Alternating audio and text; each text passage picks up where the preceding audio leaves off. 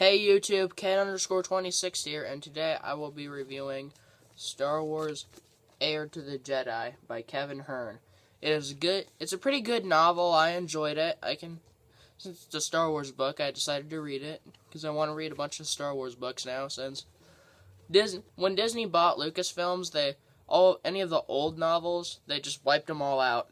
None of them are part of the universe anymore. They're completely separate, and they don't really matter in the universe anymore. So they didn't want to have to deal with all that, with the rich expanded universe they made with the books and the games and all that. The only things they kept were the movies, the Clone Wars TV show. That's it. And then but now they're making new novels again. They're making new novels like this one and Dark Disciple, which you might have seen my review. So if I knew how to put up an annotation, I would say click here. But I don't know how to do annotations, so sorry. But anyway, let's get to the review. So, what I think of the plot is that, like I said, no, I haven't said that yet. I don't know, I'm such an idiot, guys. But anyway, what I think about the plot is that it feels like a little all over the place, because Luke has to go on multiple missions. It kind of feels like an RPG. Like Star Wars Explained said, where he has to accomplish certain tasks to level up. But then it's also pretty fun because you get to see Luke kind of grow, and you get to learn some things about Luke. Like he does not know how to cook, and he does not know how to talk to girls, just like his dad. If you ever seen the prequels, but he's better. He's not a creep like his dad was. So yeah, he's a little bit better at it anyway.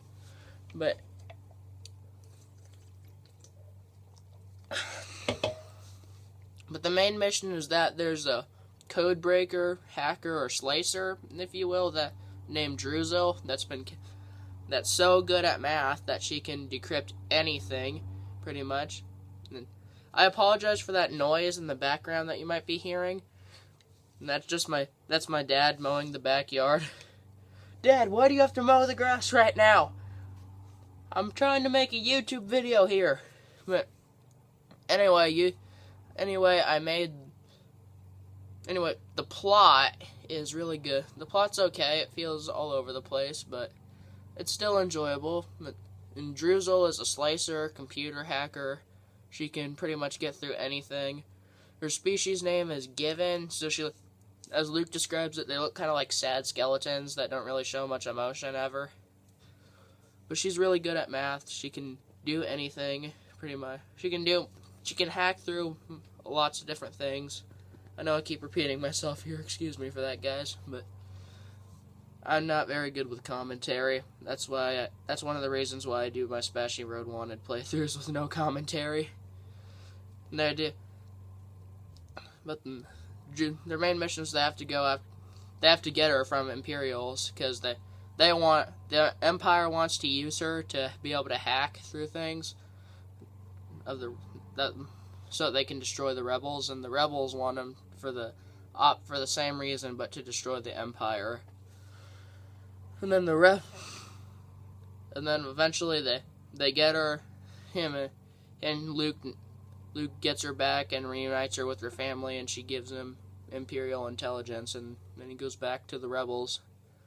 But what I enjoy with the three characters that I like the best, my favorite was obviously Luke Skywalker. My second favorite was Nakari Kellen, which is like Luke Skywalker's love interest here in this book. And eventually, okay, this is a spoiler review because I don't review anything without giving spoilers away, so sorry about that, guys. But since it was predictable anyway, because Nakari Kellen is not in The Empire Strikes Back, so basically, there's bounty hunters that go after him, and then she gets hit by a grenade. There's a grenade that blows up near her, and the shrapnel from the grenade hits her, and it kills her. And then Luke doesn't see her die with his own eyes, but he feels it through the Force. And then he almost goes to the dark side for a second. Like he can feel her death through the Force, and he gets mad, and he just wants to kill the bounty hunters that killed her. But then he calms himself down. He's just like, he just breathes like that, and then he just continues to do what he was doing, and then eventually he goes back and he gets in Akari's body, and he mourns over it. He says in the book, I'll read one of the excerpts for you right here when I find it. It might take a second.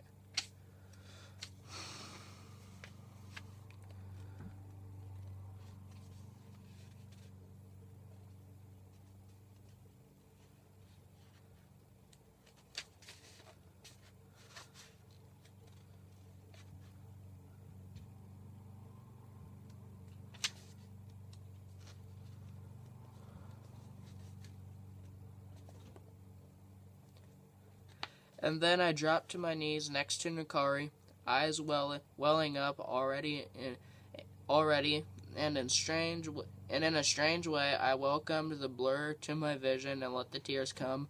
I'd never done so before because it had never seemed the proper time to mourn.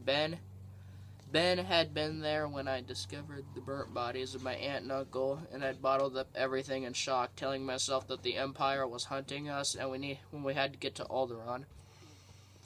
When Vader cut down Ben, there was no time to mourn him, either, but only time to escape the Death Star, and then join the Battle of Yavin. I lost my old friend Biggs to a TIE fighter during that battle. I could only hardly allow myself to think of that when I had to take my firing run down the trench. Then incredibly we won the day, and everyone was happy, and there was always more work to do after that. It was never the right time to stop and feel all that I'd lost, but I had the time now. The Empire didn't know where I was. Drizzle would wait until I returned, and R2 wouldn't judge me, so finally I opened up that bottle inside and let the grief pour out. Nakari's smile, Ben's teaching, my aunt and uncle joking around with Biggs, and so much more. All of that had been ripped from me by the war. I'd repressed it all. I thought I had to, but no more. My throat constricted with emotion, and I lowered my head to Nakari's shoulder and allowed myself to feel it all, the complete tragedy that none of them would ever speak to me again. Even Ben's voice was gone now. Though it took a while, eventually I was spent and sat up, brushing a lock of hair away from Nakari's face and hooking it behind her ear. I'm so sorry. You were more than just a good friend for me. I should have said so. But that was him mourning when Nakari dies. I'm sorry, I might have gotten a few words wrong there, but that was him when he was mourning. And you really feel bad for him at the end, just because, like, if you just read that book, you might not care about him that much, but if you've watched the original Star Wars movies, which I think everyone has by now, that you do care about him, and you probably did feel bad for him at the end if you read this book. But he almost goes to the dark side, but then he decides to think of the happy times he spent with Nakari instead of how he can't have any more happy times with her because she's gone. And he calms himself down, and he thinks of what she taught him and how she encouraged him to start using the Force, and to start using the Force more often. And eventually, he's able to, move noodles into his mouth. That's the weirdest, and as he describes it, it's the weirdest way to eat, but Nakari would have loved it.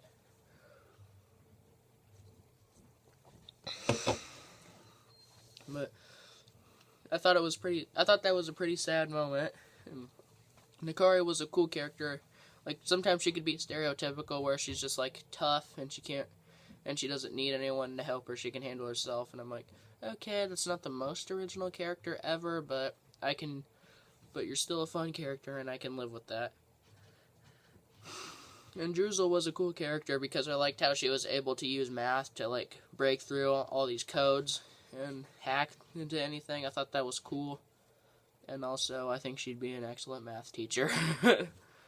But I thought that was cool. And So my thoughts on the book are that it was good. It might not be amazing, but the plot's all right. The characters are at least pretty good, and they also and it's also a quick, fun read. It's not that long. It's only about 24 chapters, and they're about 9 pages long each.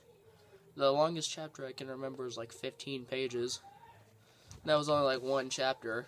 So if you like shorter books, you go ahead, and you like Star Wars, and you like Luke Skywalker, go ahead and give it a read. And I recommend it.